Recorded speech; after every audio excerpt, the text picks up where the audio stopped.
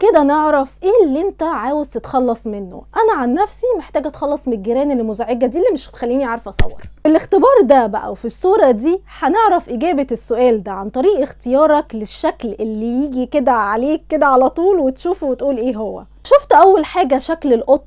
في اشخاص في حياتك بيستغلوك، لازم لازم لازم تهرب من الناس دي. ممكن كمان تقلل كده من التواصل معاهم على قد ما تقدر. فبقى لو اول شكل شفته هو شكل العين، معناه انك انت بتحلل كل شيء بعناية شديدة. اليقظة اللي عندك دي بتخليك صعب انك انت تشوف الفرص وكمان الفرص الجديدة. لو اول حاجة شفتها هي شكل الشجرة، عندك عمل كده ممكن يكون مش صعب بس انت اصلا مش بتحبه، ممكن تتخلى بقى عنه علشان خاطر مشاريع جديدة. واول حاجة شفتها هي شكل الحاجب، خايف انك انت تفقد الايجابية الحياة، ومع ده مش ممكن ابدا تجنب كده ده علشان خاطر في كده مواقف مختلفة. علشان كده اتخلى عن الرأي وعيش كل المشاعر. قولولي في الكومنتات اخترتوا ايه، وما تنسوش اللايك بقى.